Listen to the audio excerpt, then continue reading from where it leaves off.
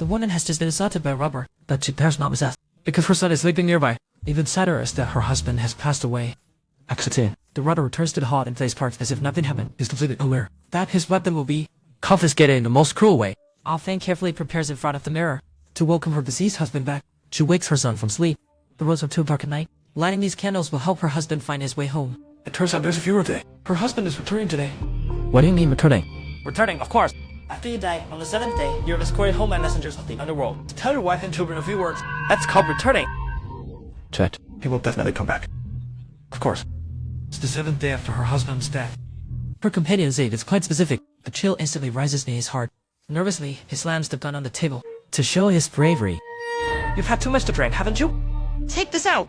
Turns out the 4 of them robbed the overtrip during the day. They fled for their lives to some new village. A chance they ran to the unfortunate offender who lost her husband. The bus thinks they're just borrowing a place to hide. They didn't trouble widows and orphans, nor did they eat and drink for free. Even ghosts can't cause trouble for no reason. How could they encounter a restless spirit day? There's no helping it. This is a traditional virtue. Shouldn't they have returned the next day? But he didn't know. His subordinate, Pakal, had arranged and offered double estate behind his back. As time passed, it became one hand.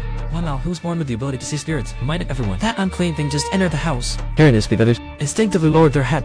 They were afraid of attracting attention. Trapped the woman standing there. I stepped out to look. Suddenly, the child's cheek caved in. It was as if someone had kissed it, and Ah-Feng seemed to feel her husband's presence. A stream of hot tears slid down from the corners of her eyes. She then stood up, holding an invisible hand. To everyone's surprise, she slowly walked upstairs. The 4 of them also encountered such a thing for the first time. The boss urged everyone to quickly light the card to finish before sleeping, but unexpectedly, Ah-Kian, who had lost all night, suddenly struck an unprecedented hand of spades straight flush. There's always something bad when things go wrong. Right away, well, now suddenly became extremely tense. Chen-Kian, did you offend someone? No, why do you say that? If you've offended someone, quickly say it! So troublesome. I'm going crazy, I haven't done anything. Are you? Hide than his wife? Quick, say sorry! Bullying someone. I've left Galloway for so long in petty thievery. Did you do this and treat me like I'm dead? Boss, I didn't do anything, I swear. Quick, just say sorry. Otherwise, we'll get killed. Hussey hurriedly revealed one of Kian dead. Realizing he couldn't escape death, Kian immediately pulled the trigger. He wanted to fight for a sliver of hope. After the Tai Chi stopped, Kian stood firm. Not even a trace of the bullets he endured could be seen on his face. Why is this happening? Thank you. That's bad, go. At this moment, Kian helplessly aimed the gun at his groin. After 3 muffled shots, he finally regained consciousness, but piercing pain rendered him unable to stand. He bore toward the table as he fell. The flame of the candle rises. In the blink of an eye, the entire building was engulfed. From then on, the Chili Hotel in Rio Village became a notorious haunted house. But what happened after the Great Fire? Until 30 years later, someone finally uncovered this little-known secret. His name is Alan. He eats and sleeps in his car, a taxi driver who roams everywhere. That night, a strange passenger wanted to go to Rio Village.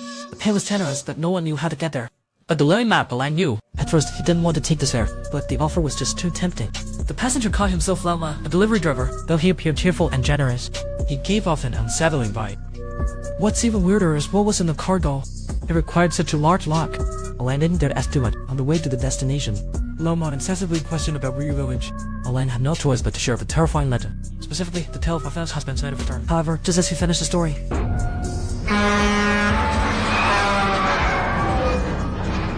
got a call from 9,511 for rank, and as he discovered the Lamo's truck, which two of them behind him had vanished. Just as he was resigned to being caught tonight, the passenger suddenly appeared right in front of him. Is everything alright, boss? Enraged, Alan insisted on settling the fare first, but the old horse smiled and said, "Don't be so stingy. At worst, I'll treat you to Lanett's neck." Alan unknowingly was stepping into other people's trap. After finishing Lanett's neck, picking up, suddenly realized the car tire had been punctured. As expected, the old horse invited Alan to get in the truck, but Alan seemed very reluctant, because he thought the old horse didn't seem like a good person. He took a small knife and hid in his stack. Only then did he dare to stand in the passenger seat. Halfway through, the old horse said he needed to use the restroom. Finally, Alan seized the opportunity. What exactly is inside the truck? It's late at night, and they're spending a fortune to send him to reveal it, but before he could see clearly, he accidentally released the handbrake. Noticing the truck starting to roll back, he hurriedly turned around to brake. And this scene was caught head-on by the old horse returning. The awkward moment felt frozen in the air. The result was, the atmosphere inside the truck became increasingly tense. Alan drew his knife, wanting to strike first, but the clever old horse deftly diffused the situation. War.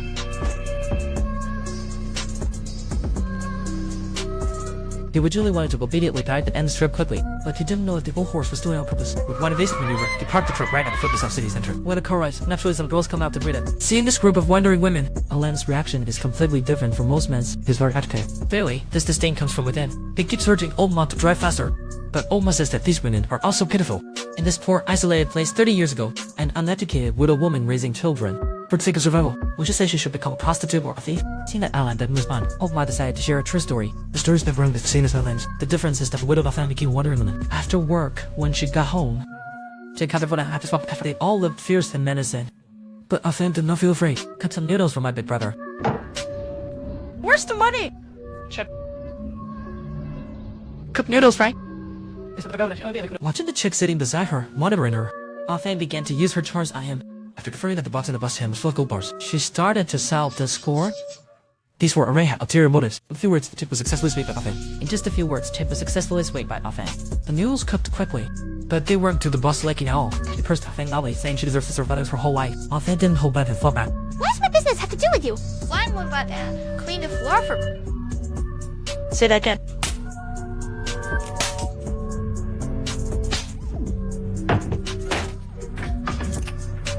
Expected. The brother Caucasian didn't go the way. Chick threw his gun to protect Alan. Meanwhile, Huamel also aimed his gun at Chick. In an instant, it turned into a standoff.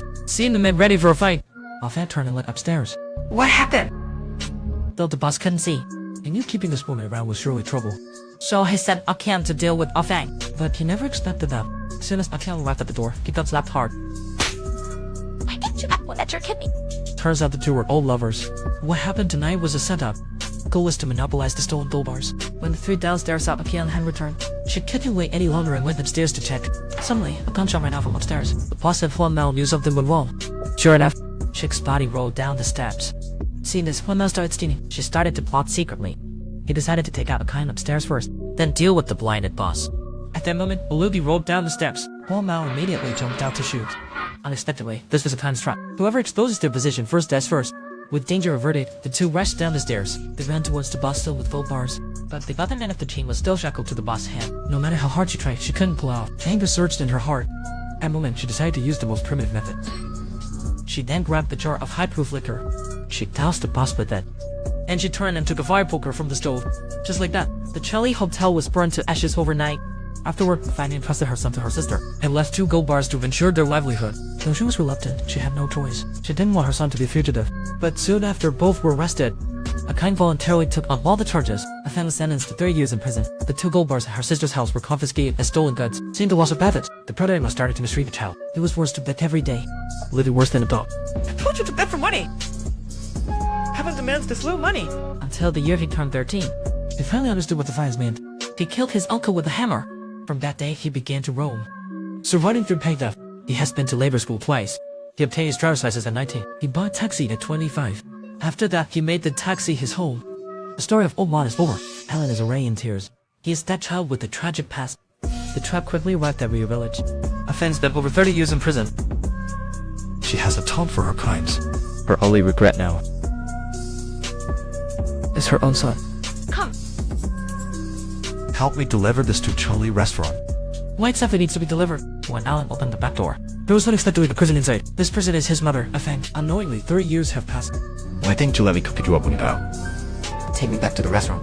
Alan carried his mother back to the village. Though he harbored much resentment, the person on his bed is irreplaceable, his mother. I didn't visit you. You aren't angry with me? Even if you came, I won't dare to see you. I'd rather be the mother you imagine in your heart. Afang knows clearly. The mother the son wants is like the one in a horror story. Moments later, they returned to the long abandoned home. Strangely, the doorway was filled with candles. Afang slowly walked inside, but the ants lying on the floor seemed unaware of her sister. She walked straight toward Alan. You know everything now, right? Big Pen told Alan. His mother died of serious illness in prison. The date is just the 7th they sense. I hope you can see your mother one last time. Looking at his mother before him, at that moment, Alan suddenly realized something. Many times, a person has no control over their life. Even if the mother was once unforgivable, the love for her is undeniable. As the fan's figure gradually faded, denying Alan's heart to have had for 30 years, also around Loma. and the delivery driver of Loma. His true identity was actually the Bill's messenger, a judge from the underworld. Now our duty is not just to let the deceased leave this world without regrets. More importantly, Is to help their living relatives untangle their knots and live happily on.